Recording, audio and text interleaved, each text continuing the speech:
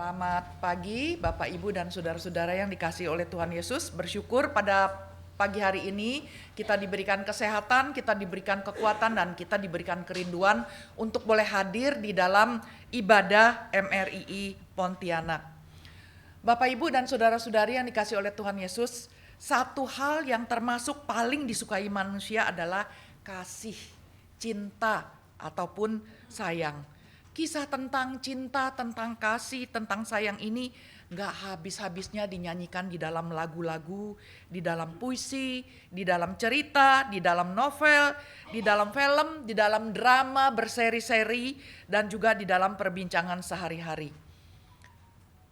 Kisah film detektif misalnya James Bond 007 gak afdol kalau tanpa disisipi oleh kisah cinta. Film kungfu akan garing, gak nendang kalau tidak disisipi dengan kisah cinta. Bahkan film kartun anak-anak saja mengisahkan percintaan antara prince and princess, and they live happily ever after, dan mereka menikah dan bahagia selama-lamanya. Jadi namanya cerita cinta itu mengharu-birukan kita. Entah itu cinta orang tua dengan anak, anak dengan orang tua, cinta persahabatan, maupun yang paling seru yaitu percintaan sepasang muda-mudi. Ada sebuah ilustrasi, konon ini adalah sungguh-sungguh terjadi. Kisah pengorbanan seorang ibu kepada anaknya. Ini adalah sebenarnya kisah yang pahit, yang sangat menyedihkan, yang muncul daripada tragedi gempa bumi Sichuan di Cina ya, pada tanggal 12 Mei 2008. Pada waktu itu gempa bumi itu begitu besar dan rumah roboh. Ada seorang ibu pada saat itu dia sedang menggendong bayinya, usianya kira-kira 3 sampai dengan 4 bulan. Dan apa yang dilakukan oleh ibunya? Karena dia sudah tertimpa oleh bangunan-bangunan yang begitu berat, dia kemudian menggendong bayinya, melindungi bayinya supaya tubuh bayi yang masih kecil ini tidak terkena oleh benda-benda atau barang-barang yang begitu kasar, yang begitu berat. Dan dia sambil menyusui bayi ini. Ketika penolong datang kira-kira 5 hari kemudian, pada tanggal 17 Mei 2008, mereka menemukan sang ibu telah hancur mati. Tetapi mereka terkejut ketika melihat bayi ini tertidur nyenyak dan masih hidup. Tidak lama kemudian mereka menemukan HP, ponsel daripada sang ibu, dan mereka menemukan catatan di dalam HP itu, di dalam teks yang mengatakan demikian. Bayiku sayang, jika engkau dapat bertahan hidup, selalu ingat bahwa aku, Mama, mencintaimu. Kenapa ibunya tidak menulis begini? Nak, kalau kamu sudah besar, ya, kalau kamu bisa bertahan hidup, jangan lupa ya, belajar yang rajin dan kejarlah cita-citamu setinggi langit. Masuklah ke universitas yang paling top di China, Tsinghua University. Mamanya gak tulis begitu, tapi mamanya bilang, kalau engkau dapat bertahan hidup, ingat ya bahwa Mama mencintaimu. Wah, ketika saya membaca kisah ini, kisah yang sangat bagus dan mengharukan, tak terasa air mata juga berjatuhan ya. Kita begitu tersentuh mendengar bahwa ada seorang mama yang rela berkorban, membiarkan tubuhnya ditimpa oleh segala bahan bangunan yang berserakan, yang jatuh. Dan cinta mamanya kepada anaknya begitu besar. Dan kita selalu tersentuh dengan kisah cinta seperti ini, kisah kasih seperti ini. Tapi sebenarnya sebagai orang Kristen, Alkitab, kita tahu cerita Alkitab, bahwa Alkitab menceritakan kisah kasih yang luar biasa, yang sangat besar, yang sangat sempurna, yang melebihi kasih siapapun atau kasih apapun, termasuk melebihi kasih seorang ibu kepada anaknya di gempa bumi Sichuan tadi. Sebagai seorang Kristen, kita harus mengenal kasih Kristus, tahu siapa Kristus, siapa kita di hadapan Tuhan. Jadi sebagai orang Kristen kita harus mengenal siapa pribadi Kristus dan karyanya. Di dalam teologi itu dibagi dua mengenai kita belajar mengenai kristologi, yaitu pribadi Kristus dan juga karyanya, yaitu karyanya di atas kayu salib. Kalau kita mengenal siapa Tuhan Yesus dan karyanya, itu membuat kita boleh tahu siapa diri kita dan siapa Tuhan di hadapan kita. Kalau kita mengenal diri kita, maka kita boleh mengenal Tuhan. Kalau kita mengenal Tuhan, maka kita boleh mengenal diri kita. Dan di hadapan Tuhan, kita adalah orang yang berdosa, yang memberontak padanya, dan selayaknya dihukum selama-lamanya. Mungkin kita pernah mendengarkan ini dari sekolah minggu, dari PA, dari ibadah, udah sering dengar. Saking seringnya dengar, dan kemudian ketika kita melalui hari-hari kita, dan akhirnya kita lupa, kemudian kita anggap, ya Tuhan mengasihi saya, memang dia harus mengasihi saya, biasa aja gitu ya. Kita udah gak merasakan, oh betapa saya orang yang bobrok, yang jahat, yang tidak berguna, yang sampah ya di hadapan Tuhan. Kita di hadapan Tuhan gak ada orang yang baik. Memang banyak orang mengaku, saya orang baik, saya gak membunuh. Ya, memang saya ya ada jahatnya dikit, tapi dibandingin orang lain, saya mendinganlah, saya camputola dibandingin orang lain. Saya bukan orang yang jahat, orang lain membunuh, saya sih gak pernah membunuh. Orang lain korupsi sampai miliat-miliatan, saya sih gak pernah ya, seingat saya korupsi. Saya gak pernah jahatin orang, saya mah orang yang baik gitu ya. Tapi sebenarnya kalau kita kenal siapa diri kita, kalau kita kenal Tuhan yang sudah mengasihi kita, kita tahu kita ini orang yang jahat, kita ini orang yang berdosa, kita ini orang yang berdosa yang gak bisa melakukan apapun selain ya berdosa begitu. Dan ketika kita tahu ini, maka kita bersyukur kepada Tuhan ketika kita boleh mendapatkan kabar gembira bahwa Tuhan mengasihi kita, Tuhan rela dihukum. Kita yang seharusnya dihukum selama-lamanya, tapi Tuhan rela yang mendapatkan hukuman karena apa? Karena Dia mengasihi kita. Ya, kita lihat bahwa kita mendapatkan kasih karunia, anugerah daripada Tuhan, ya, sehingga kita diselamatkan dari hukuman kekal dan dapat hidup di dunia ini dengan pertolongan dan penopangan Tuhan agar kita berkenan pada Tuhan. Kita sering lupa, kita cuma tahu Tuhan mengasihi saya supaya saya mati masuk surga. Pokoknya yang paling penting mati masuk surga. Kita ketika percaya kepada Tuhan, kebanyakan kita masih hidup panjang. Ada beberapa orang yang baru percaya Tuhan ketika di ICU, ketika di rumah sakit, kemudian akhirnya dia mati dan tidak ada kesempatan datang ke gereja, datang beribadah, datang melayani Tuhan. Mungkin ada beberapa orang seperti itu, tapi kebanyakan dari kita mungkin percaya kepada Tuhan karena memang dari keluarga sudah percaya Tuhan. Jadi kita udah pernah ke sekolah minggu, ya kita dari sekolah minggu, kemudian dari remaja atau dari pemuda, kita masih hidup berpuluh-puluh tahun kemudian.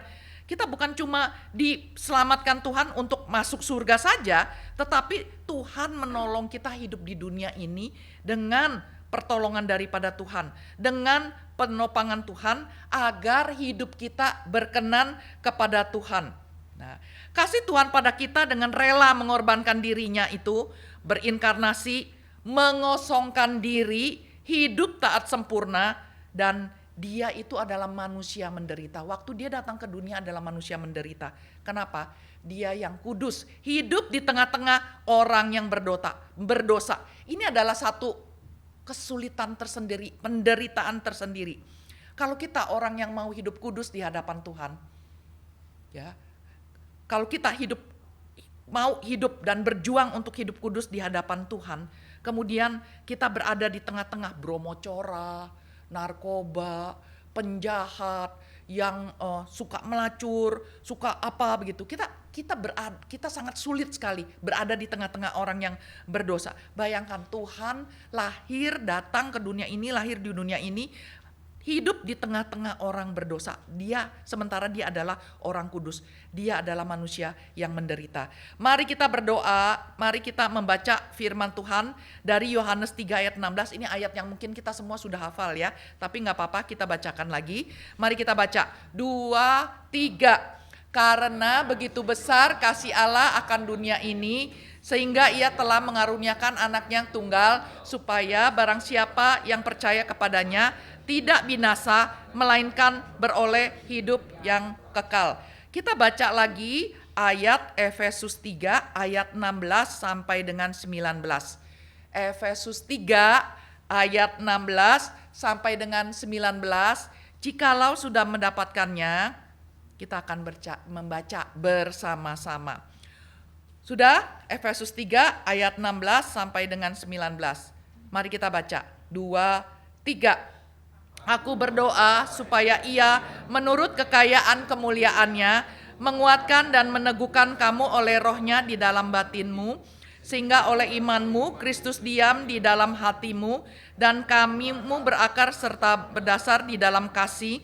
Aku berdoa supaya kamu bersama-sama dengan segala orang kudus dapat memahami betapa lebarnya dan panjangnya, dan dapat mengenal kasih itu, sekalipun ia melampaui segala pengetahuan. Aku berdoa supaya kamu dipenuhi di dalam segala kepenuhan Allah. Mari kita berdoa, minta pertolongan Tuhan. Bapa kami yang di surga, kami sudah membaca firman-Mu. Kiranya Tuhan boleh berbicara kepada kami. Biarlah kami boleh belajar apa yang Paulus doakan mengenai kasih, dan biarlah kami boleh mengerti kasih Tuhan dengan sungguh-sungguh. Dan bukan itu saja, biarlah kami boleh sungguh-sungguh sudah mendapatkan kasih itu, dan kami juga boleh membagikan kasih itu kepada orang lain yang belum mengenal Kristus. Dan biarlah kami bersama dengan gereja, bersama-sama di dalam kasih, di dalam satu perjuangan, boleh sama-sama bersatu untuk boleh melayani Tuhan. Terima kasih, di dalam nama Tuhan Yesus kami berdoa dan mengucap syukur. Amin. Bapak, Ibu, dan saudara-saudara yang dikasih oleh Tuhan Yesus, gereja Efesus itu didirikan pada abad pertama, kemungkinan tahun 50-an, mungkin 53, di dalam perjalanan pulang Rasul Paulus ke Yerusalem. Kemudian setahun kemudian Paulus datang lagi dalam perjalanan misinya ketiga, dan dia tinggal di Efesus itu selama 3 tahun. Dia berkhotbah, dia mengajar dengan sangat-sangat rajin dan sangat efektif. Ini kita bisa baca di dalam Kisah Para Rasul 19 ayat 1 sampai dengan 20. Jadi Rasul Paulus ini dengan jemaat Efesus yang pernah melayani intensif selama 3 tahun. Jadi Rasul Paulus ini memiliki relasi yang cukup dekat gitu ya, cukup intim dengan jemaat Efesus ya. Dan akhirnya ketika harus berpisah, Paulus kemudian meminta penatua gereja Efesus untuk boleh bertemu dengan Rasul Paulus di Miletus. Ini dicatat di dalam Kisah Para Rasul 20 ayat 17 sampai 38. Wah, pertemuan terakhir ini sangat mengharu-birukan, banyak air mata, karena Paulus berkata seolah-olah gak akan ketemu lagi. Ya, ini seolah-olah nasihat yang terakhir dan menyentuh. Seperti KIN, Konvensi Injil Nasional. Pak Tong mengatakan sangat mungkin ini adalah KIN terakhir. Kenapa? KIN itu, Konvensi Injil Nasional, dilakukan setiap 5 tahun. Pak Tong udah lebih dari 85 tahun. Kalau 5 tahun lagi 90-an tahun. Apakah mungkin masih kuat untuk boleh Pak Tong mengadakan KIN lagi? Jadi ini adalah boleh dibilang kesempatan terakhir KIN boleh mendengarkan apa yang dikatakan oleh pendeta Stephen Tong secara langsung. Nah, pada waktu itu ketika mereka sudah melayani bersama-sama 3 tahun, dan mereka sudah akrab dan terjadi banyak perubahan di kota Efesus, terjadi satu kebangunan. Dan ketika Paulus mengatakan, wah kayaknya mungkin ini terakhir, nggak bisa datang lagi. Mereka penatua itu, mereka datang ke Miletus, kemudian mereka berdoa bersama-sama di tepi pantai. Bisa kita bayangkan, di tepi pantai, di antara ombak, di antara angin, kemudian mereka berlutut, mereka berdoa, dan Alkitab mengatakan bagaimana mereka berulang-ulang mencium Paulus, maksudnya udah mau berpisah, berpelukan, mencium Paulus dan mengantarnya ke kapal. Dan kemudian Paulus mengutus Timotius untuk melayani sebagai pemimpin di Efesus. Beberapa tahun kemudian Paulus kemudian dikirim sebagai tahanan di kota Roma.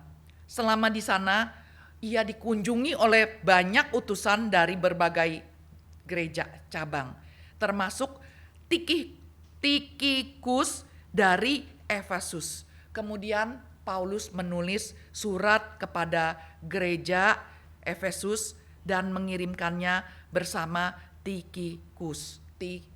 Tikikus ya. Jadi zaman dulu belum ada pos, belum ada email, belum ada semuanya serba cepat belum ada, harus ada kurir, dan kurir itu Tikikus yang menjadi kurir yang kemudian Paulus menulis surat untuk apa? Untuk dibacakan di gereja di Efesus. Pada waktu itu gereja Efesus nggak ada permasalahan, misalnya ada masalah-masalah tertentu, ajaran sesat dan sebagainya. Jadi Paulus menulis surat apa? Dorongan, surat encourage dan kemudian surat ini menjadi edaran, dibacakan kepada semua gereja di daerah Efesus itu. Nah, jadi di dalam pasal 3 ayat 14 sampai dengan 21 tadi kita baca cuma sebagian aja ya. Jadi seolah-olah tuh Paulus diliputi oleh emosi, mengingat semua apa yang sudah Tuhan kerjakan, maka Paulus menantang jemaat Efesus untuk hidup dekat dengan Kristus. Tadi kita sudah baca, saya bacakan lagi di Efesus 3 ayat 16 sampai 19. Aku berdoa supaya ia menurut kekayaan kemuliaannya menguatkan dan meneguhkan kamu oleh rohnya di dalam batinmu, sehingga oleh imanmu Kristus diam di dalam hatimu dan kamu berakar serta berdasar di dalam kasih. Aku berdoa supaya kamu bersama-sama dengan segala orang kudus dapat memahami betapa lebarnya dan panjangnya dan tingginya dan dalamnya kasih Kristus, dan dapat mengenal kasih itu sekalipun ia melampaui segala pengetahuan. Aku berdoa supaya kamu dipenuhi di dalam seluruh kepenuhan Kristus. Nah, Paulus mengatakan kasih Kristus itu besar. Saking besarnya dia menjelaskan begitu lebar, begitu tinggi, begitu dalam. Ini menunjukkan bahwa begitu besarnya kasih Tuhan.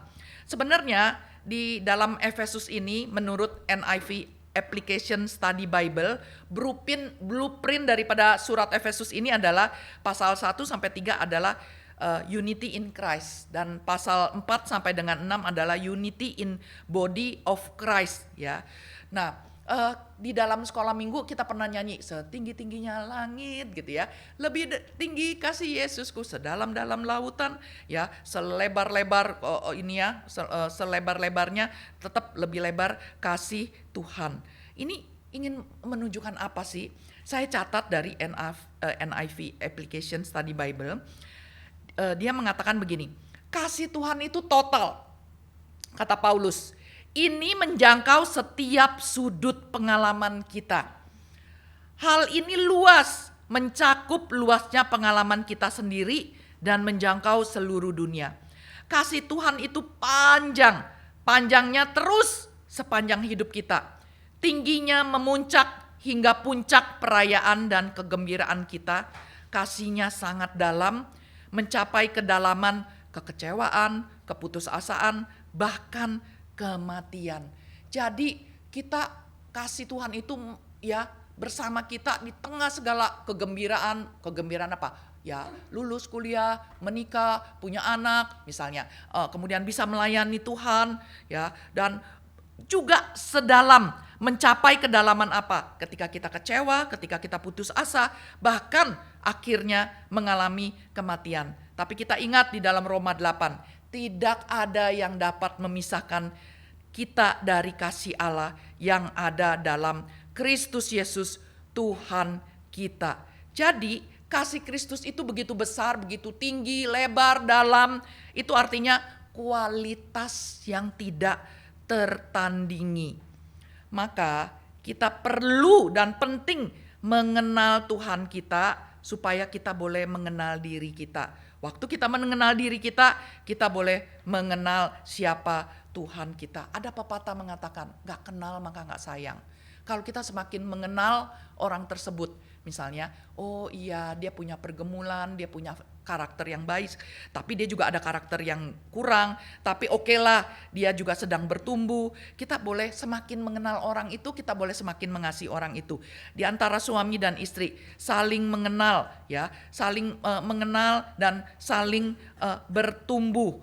Dan mengapa kita harus ikut PA? Mengapa kita harus baca Alkitab? Mengapa kita harus belajar di speak atau kita belajar di streets? Kenapa kita harus belajar? Karena ketika kita belajar, kita itu diberikan rasio, diberikan otak oleh Tuhan supaya kita boleh dipakai. Karena bukan cuma pokoknya asal percaya. Enggak. Tapi kita diberikan pengertian, diberikan rasio oleh Tuhan. Kita harus pakai rasio itu.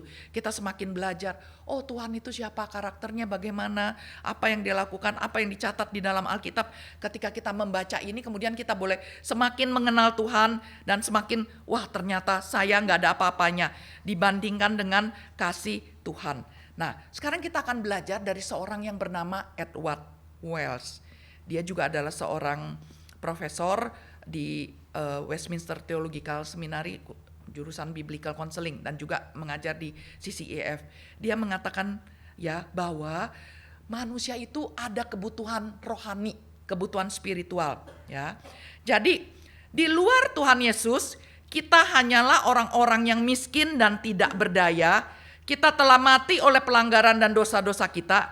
Kita adalah seteru-seteru Allah. Kita adalah orang-orang yang terkutuk di hadapannya. Kita diperhamba oleh iblis maupun nafsu kita. Dan kita sama sekali tidak memiliki kekuatan sedikit pun untuk memperkenankan Allah. Jadi kita benar-benar orang yang gak layak di hadapan Tuhan. Dan Tuhan telah memenuhi segala kebutuhan kita. Di dalam Tuhan Yesus, Allah kembali menghidupkan kita. Allah mendamaikan kita dengan dirinya dan menyebut kita sahabat. Kita orang jahat, kita disebut sahabat. Allah mengampuni kita serta mengampuni kita dari perhambaan dosa dan iblis. Tuhan Yesus menyediakan segala kebutuhan kita untuk dapat memiliki kehidupan yang saleh. Di 2 Petrus 1 ayat 3, nanti pulang ke rumah bisa baca. Sudah percaya Tuhan Yesus harus hidup suci. Bagaimana saya harus hidup suci di tengah-tengah dunia ini? Kalau saya mahasiswa, kampus itu banyak pergumulannya. Kampus itu banyak kotornya juga. Di pekerjaan juga banyak kotornya. Di bisnis juga banyak kotornya. Bagaimana saya harus hidup suci di tengah-tengah dunia ini, gitu ya. Dan 2 Petrus 1 ayat 3 mengatakan, ya, Tuhan telah menyediakan segala kebutuhan kita untuk dapat memiliki kehidupan yang saleh. Kita punya kebutuhan rohani. Kita juga kita seringkali kita juga butuh kebutuhan psikologis, ya. Nah, setiap manusia katanya kita butuh kebutuhan psikologis. Tapi kategori ini sulit untuk dikenali. Daftar kebutuhan psikologis bisa panjang sekali. Namun kita harapkan dari sebuah relasi, ya, seperti umumnya mencakup apa? Kalau di dalam relasi kita kebutuhan psikologis, katanya kita butuh perasaan dibutuhkan, perasaan diterima, perasaan dihormati, perasaan dihargai, perasaan dikasihi, perasaan dimiliki, perasaan dimengerti, dan sebagainya. Dan sebenarnya ini semua ada orang yang meringkasnya dengan yaitu kebutuhan akan dicintai, kebutuhan akan dikasihi, ya. Dan menurut pemikiran daripada ya populer, pemikiran dunia ini, kebutuhan psikologis ini harus dipenuhi karena supaya kita bisa mencapai prestasi. Supaya apa? Supaya bahagia. Saya ada kebutuhan psikologis, dihormati, dihargai, ujung-ujungnya adalah dikasihi, supaya psikologi saya stabil. Karena saya dicintai, karena saya dihormati, karena saya dihargai, ya. Jadi saya pede, bukan persekutuan doa. Pede itu percaya diri, ya. Karena saya begitu dihargai, saya jadi percaya diri, ya. Dan kita merasa nyaman dengan diri saya sendiri karena saya dicintai dan sebagainya. Nah, tapi apa bedanya? Kita lihat kebutuhan psikologis ini sangat self-center diri. Ya, saya mau dicintai, saya mau dihargai, saya mau dihormati, saya mau harga diri, saya benar-benar ditegakkan gitu ya. Seolah-olah kita tuh berseru, Tuhan Yesus, buatlah saya bahagia, atau Tuhan Yesus, buatlah saya nyaman dengan diri saya. Oh, kalau kebutuhan psikologis kita bisa dapatkan misalnya dalam Tuhan Yesus, oh Tuhan kasih saya supaya saya pede, percaya diri, saya nggak minder lagi karena Tuhan Yesus mengasihi saya. Bukan itu. Jadi bayangkan bagaimana mungkin Tuhan Yesus berinkarnasi, mati di atas kayu salib untuk meningkatkan harga diri kita. Menurut Elwers mengatakan demikian. Yes, Tuhan Yesus mati bukan untuk meningkatkan harga diri kita, bukan supaya kita pede, tapi Tuhan Yesus mati untuk mempermuliakan Bapa dan menebus umat manusia dari kutuk dosa. Benar, salib itu membawa beragam berkat.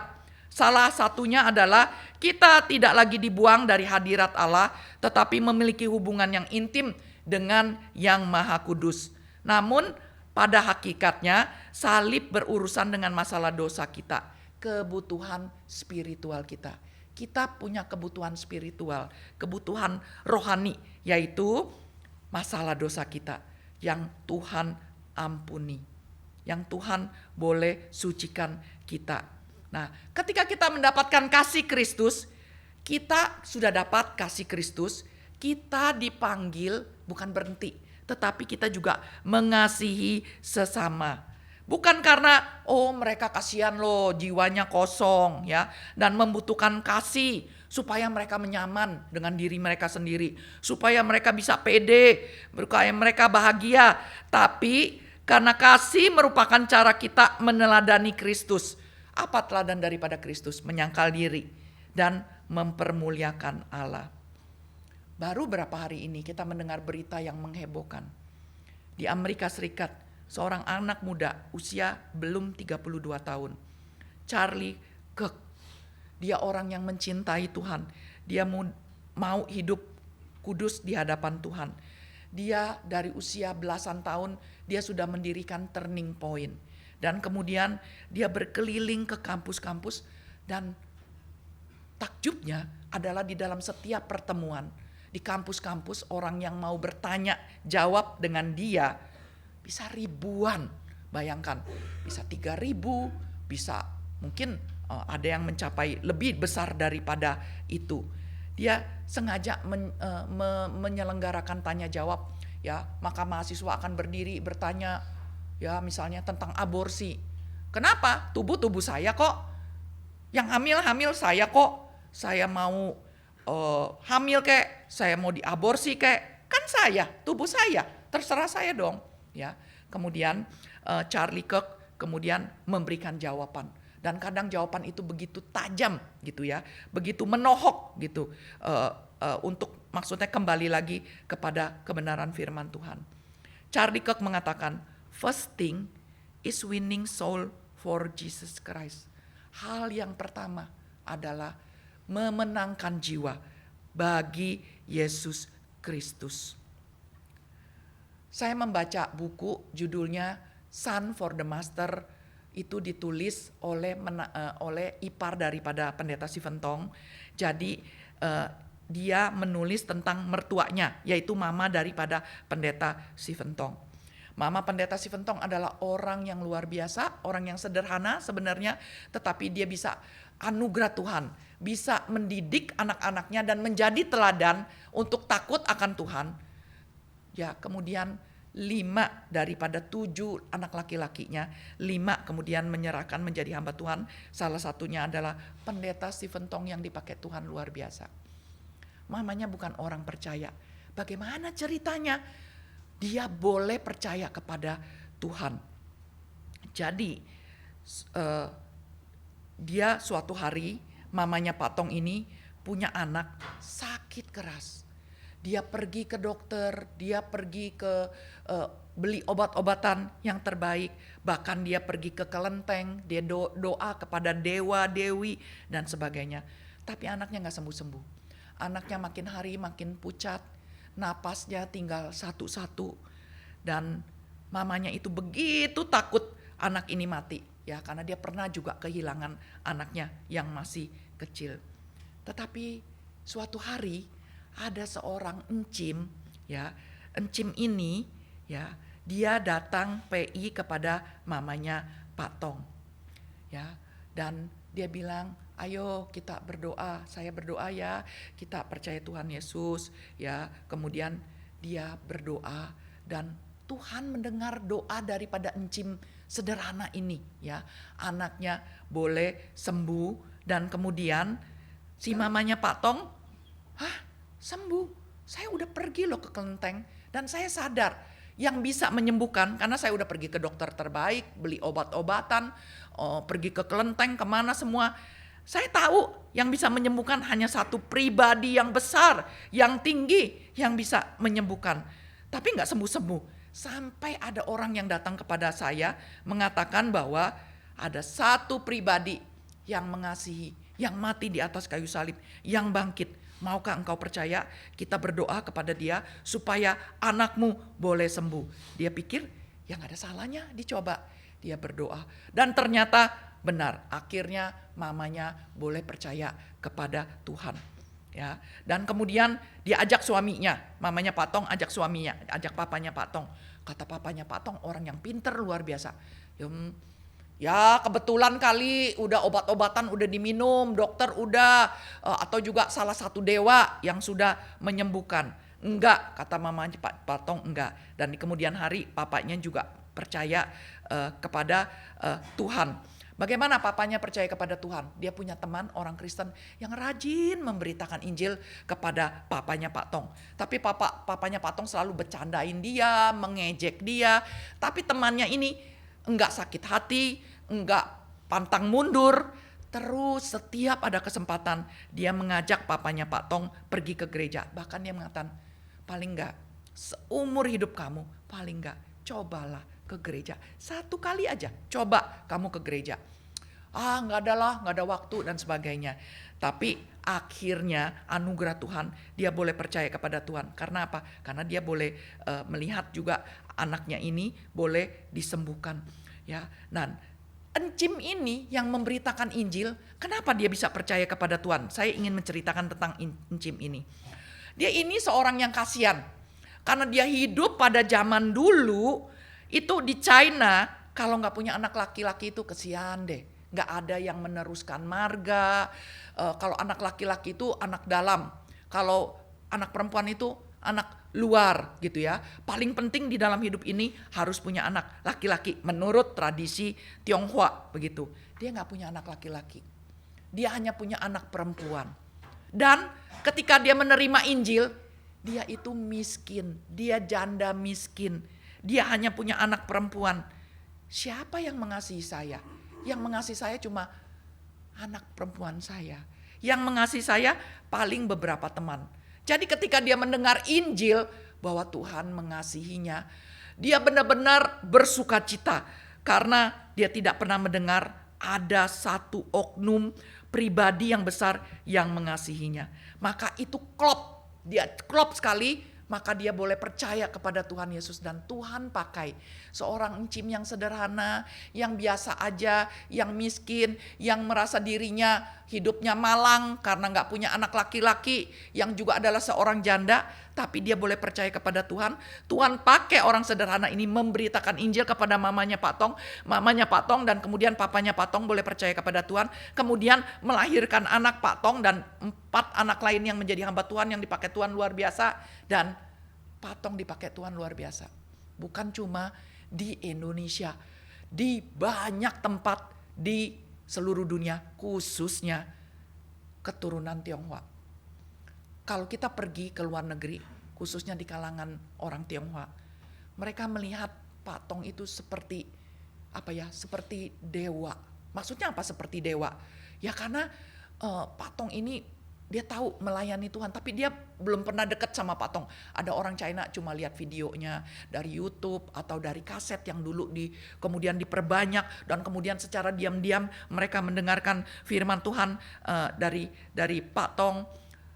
Banyak orang yang dipengaruhi oleh Pak Tong. Pak Tong kan sering bilang, saya sudah berkhotbah di UC Berkeley, saya sudah berkhotbah di MIT, Universitas top di Amerika. Saya sudah berkhotbah di Columbia, saya sudah berkhotbah di mana. Itu benar loh kalau mau ditelusuri. Anak saya waktu S1-nya kuliah di Hong Kong, dan kemudian suatu hari profesornya bilang, nama kamu seperti nama Alkitab. Kamu orang Kristen? Iya, saya orang Kristen. Kamu dari Indonesia ya? Kamu kenal nggak pendeta Stephen Tong? Terus anak saya bilang, itu pendeta saya, gitu ya. Itu pendeta saya. Oh gitu, masih hidupkah dia? Gitu ya. Terus ada profesor yang bilang, dulu saya pakai buku dia untuk KTB di kampus.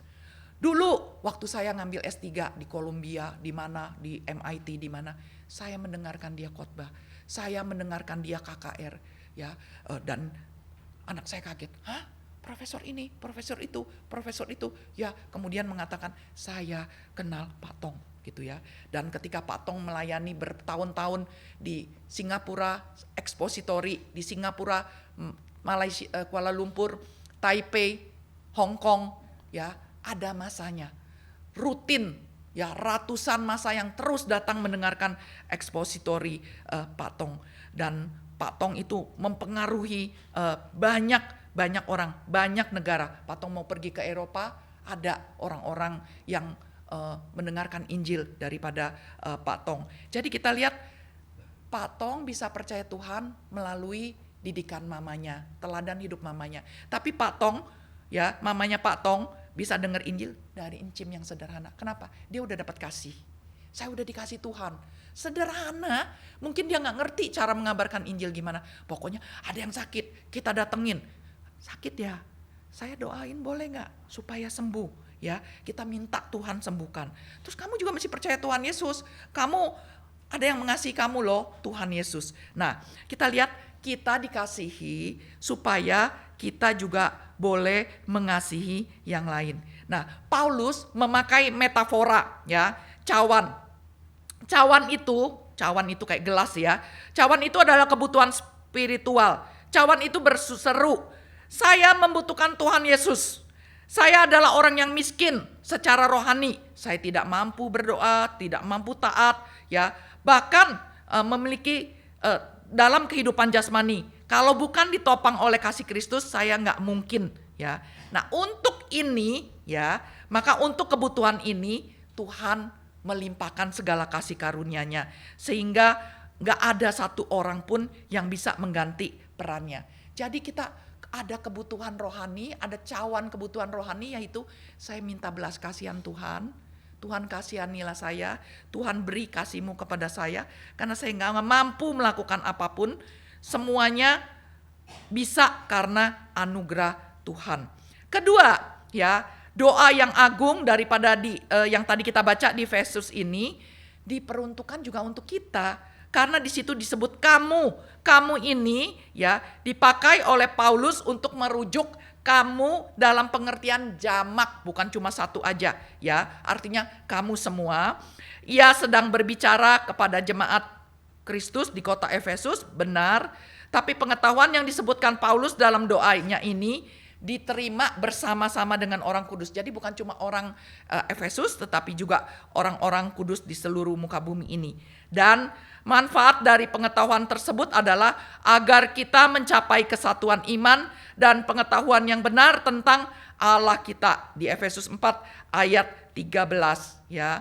Bahwa jadi artinya setiap orang harus mengenal kasih Kristus itu dengan kokoh.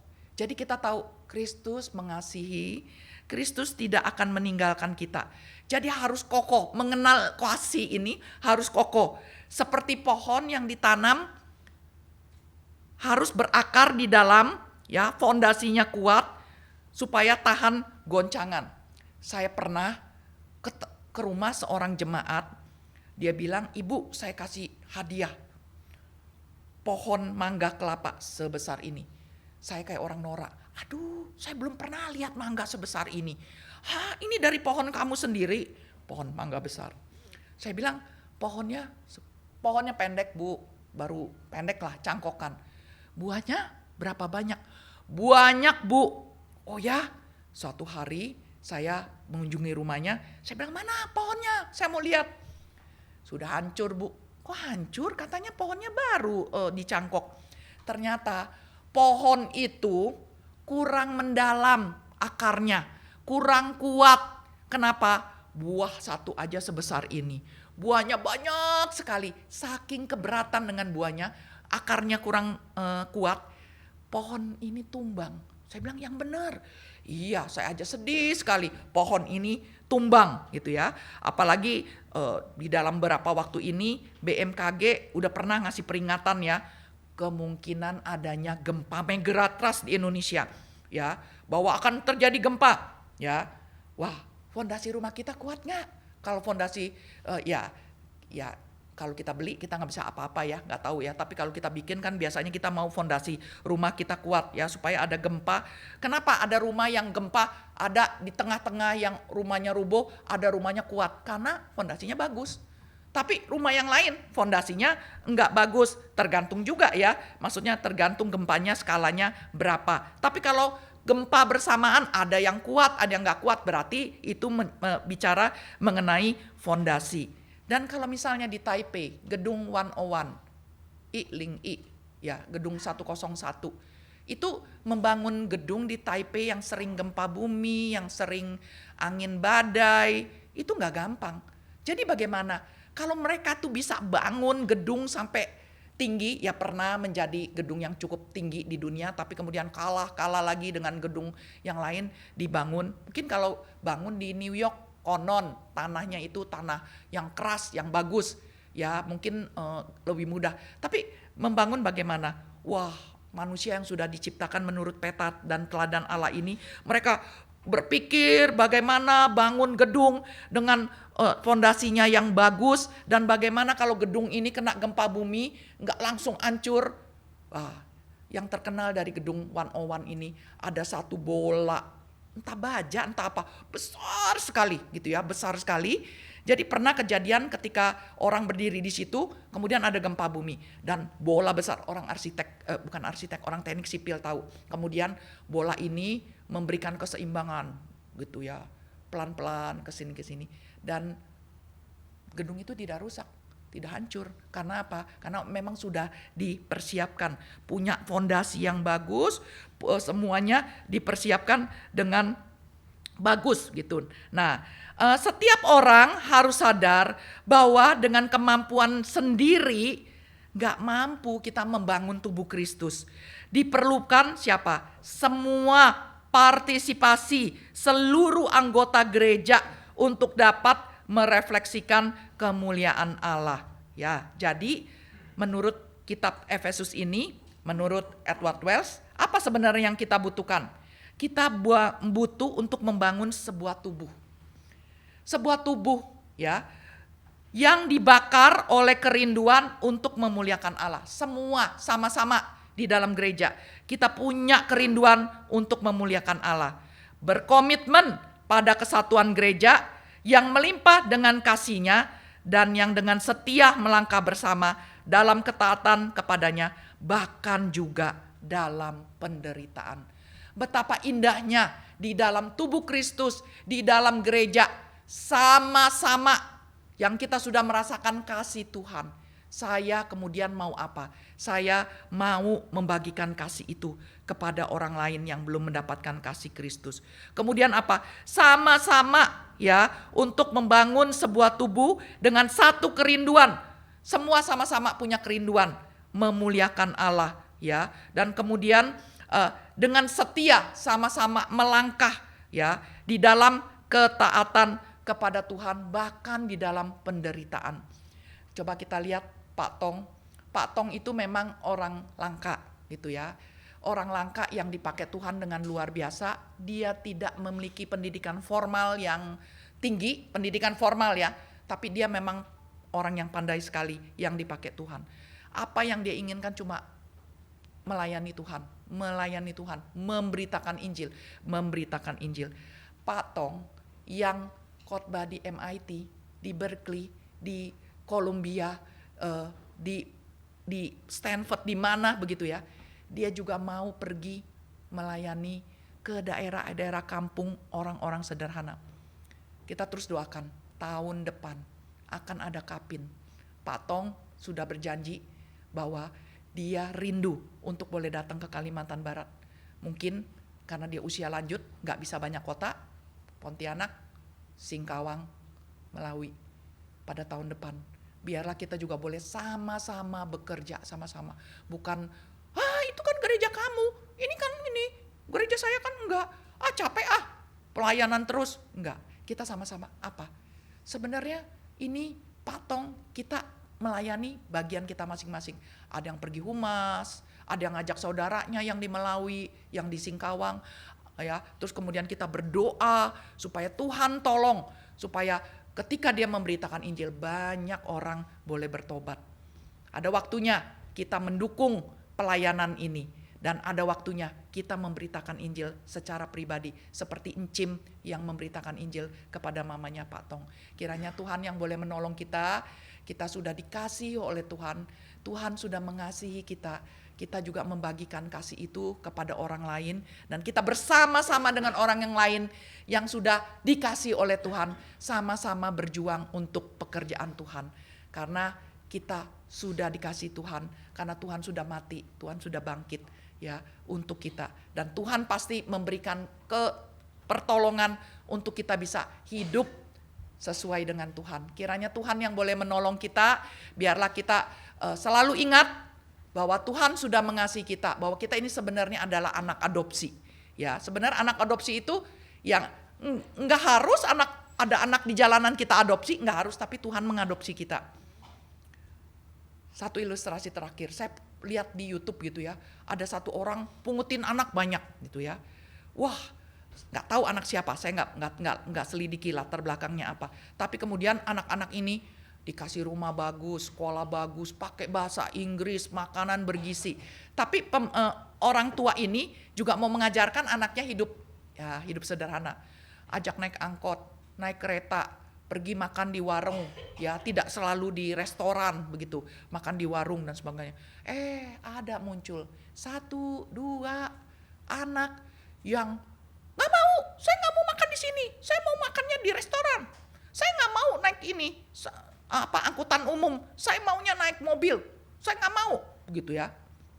Terus orang tuanya bukan orang Kristen ya, terus menasihati dia gitu. Tapi langsung saya bilang, itu kayak kita udah dikasih Tuhan, tapi kita komplain sama Tuhan, nggak mau begini, gitu ya. Kita lupa bahwa Tuhan mengasihi kita. Tuhan sudah mati di atas kayu salib dan bangkit bagi kita. Kita ini sebenarnya dibuang, layak dibuang, tapi Tuhan rela mengadopsi kita. Kita sebenarnya kotor, najis, nggak ada kesempatan. Tapi Tuhan begitu mengasihi kita. Kiranya Tuhan yang boleh menolong kita mengerti kasih dengan sungguh-sungguh dan kita renungkan terus, bukan cuma kasih supaya saya senang, supaya saya bahagia, tidak, tapi supaya saya boleh mengasihi orang lain dan sama-sama kita melayani Tuhan. Mari kita berdoa. Bapa dalam surga, kami sudah dari kecil kami mendengar tentang kasih Tuhan. Mungkin waktu pertama kali kami mengenal kasih Tuhan itu, kami sungguh-sungguh terkagum-kagum. Seiring dengan waktu kami sudah biasa dengan kasih Tuhan. Kami merasa memang selayaknya Tuhan mengasihi kami. Memang seharusnya Tuhan mengasihi kami. Memang seharusnya kami dicintai oleh Tuhan yang menciptakan kami. Tapi biarlah Tuhan mengampuni kami dan kami boleh mengerti kasih Tuhan dengan sungguh-sungguh. Kami boleh mengasihi orang lain dan juga kami boleh bersama-sama dengan orang yang dikasihi Tuhan. Boleh melayani Tuhan. Boleh sungguh-sungguh dipakai oleh Tuhan. Berjalan bersama Tuhan, taat di tengah-tengah juga penderitaan. Terima kasih, di dalam nama Tuhan Yesus kami berdoa. Amin.